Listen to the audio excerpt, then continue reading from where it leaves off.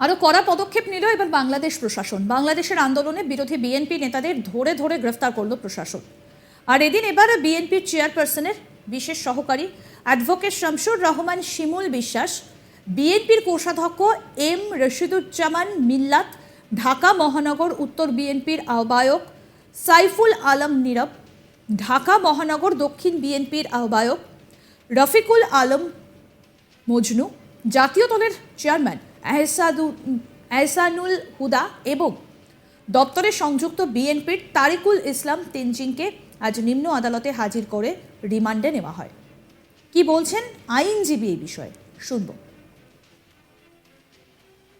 মামলায় মহানগর বিএনপির আহ্বায়ক এবং বিএনপির মহানগর ঘিরে আহ্বায়ক জনাব রফিকুল আলম মজনু এবং আমাদের বিএনপি চেয়ারপারসন বেগম খালেদা জিয়ার বিশেষ সহকারী জনাব শামসুল ইসলাম সুমন, অ্যাডভোকেট শামসুর রহমান শিমুল বিশ্বাস এবং সাবেক এমপি বিএনপির কোষাধ্যক্ষ এম রশিদুজ্জামান মিল্লাত সহ 7 জনকে এই মামলায় সাসপেন্ডেড আসামি হিসাবে উপস্থাপন করা হয় এবং সঙ্গে সঙ্গে তাদের বিরুদ্ধে 10 দিনের রিমান্ড প্রার্থনা করা। আমরা আদালতকে বলেছি যে এই আসামিদেরকে প্রায় 3 দিন পূর্বে তাদেরকে অ্যারেস্ট করা হয়েছে, বাসা থেকে তুলে দেওয়া হয়েছে এবং তারা ডিবি কার্যালয়ে ছিল, সেখানে তাদেরকে চরমভাবে জিজ্ঞাসাবাদ করা হয়েছে। তাহলে আজকে আবার তাদের জন্য নতুন করে রিমান্ডের প্রয়োজন এবং আমরা বলছি যে তারা তো এজাহারভুক্ত আসামি না এবং তারা সন্দিগ্ধ আসামি এবং একজন সন্দিগ্ধ আসামি, সাসপেক্টেড আসামি একটা এজাহারের বিষয় কখনো বলতে পারে না। এটা বলতে পারে এজাহারে যদি কেউ থাকে তাদেরকে, তাহলে আপনারা এজাহারে মুক্ত কোনো আসামিকে আপনারা অ্যারেস্ট না করে সেখানে সন্দিগ্ধ আসামি থেকে আপনারা মামলা চান, এটা আইনের ঘটিয়ে তারা এই রিমান্ড পরিষেবা দাখিল করেছে।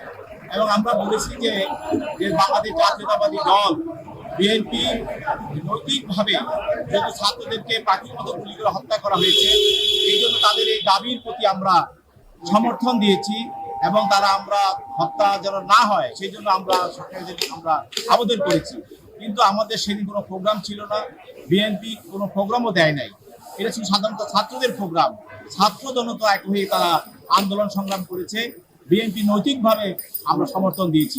কিন্তু দেখা গেল যে এখন বিএনপি নেতাদেরকে পাইকারি হারে তাদেরকে অ্যারেস্ট করে জনগণের দৃষ্টি বা বিশ্বের দৃষ্টি বিএনপির প্রতি দেখানোর জন্য সরকার মিথ্যা মামলা দিয়ে এবং এজাহারে নাম না দিয়ে সাসপেক্টেড হিসাবে সন্দেহমুক্ত আসামি হিসাবে তাদেরকে আজকে এই মামলা কোর্টে পাঠানো হচ্ছে। এবং আপনি এর আগে আরেকটি ধানমন্ডি ধারা মামলায়ও আমাদের ঢাকা কলেজের সাবেক বিপি বিএনপি নেতা নেওয়াজ আলীকে নেওয়া হয়েছে, তার বিরুদ্ধে রিমান্ড চাওয়া হয়েছে এবং তাকেও 5 দিনের রিমান্ড দেওয়া হয়েছে। আদালত আমাদের জামিন আবেদন নামঞ্জুর করেছেন এবং তাদেরকে প্রত্যেককে তাদের বিরুদ্ধে 5 দিনের রিমান্ড মঞ্জুর করেছে।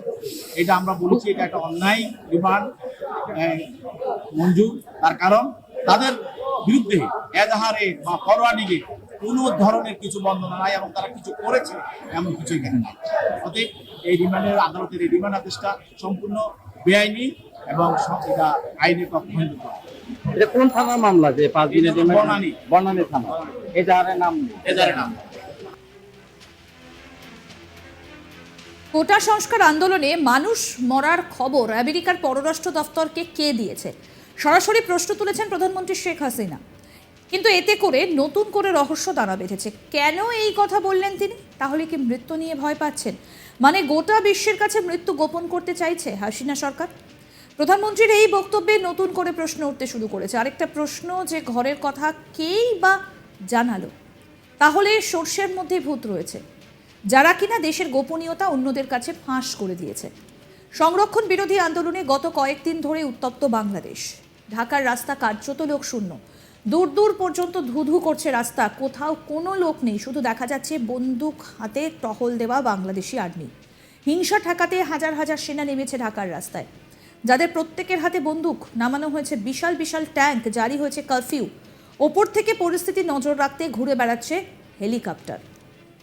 সংবাদ সংস্থার সূত্রের খবর, কোটা সংস্কার আন্দোলন চলাকালীন বিগত কয়েকদিনে শুধু ঢাকা শহর থেকেই গ্রেফতার 500 জনের বেশি। বিক্ষোভকারীদের চাপের মুখে পড়ে পিছু হটতে বাধ্য হয়েছে বাংলাদেশ সরকার।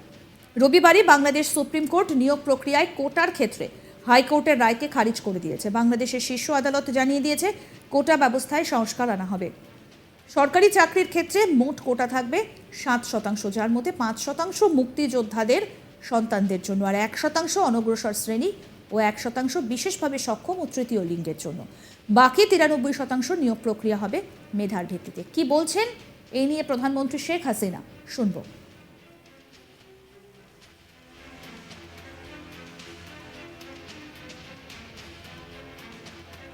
এই যে লোক চলে আসা, এরা ঢাকা ঠিক বাইরের পেরিফেরিতে থেকে ওই এক এক জায়গা থেকে যারা যে দিক থেকে আসছে, এবং সমস্ত বাংলাদেশ থেকে এই শিবির, জামাত এরা কিন্তু ঢুকে আসতে, সাথে সাথে ছাত্র দলেরও ক্যাডাররা কিন্তু সক্রিয় ছিল, কারণ যতগুলি ঘটনা ঘটছে এরাও কিন্তু সম্পৃক্ত।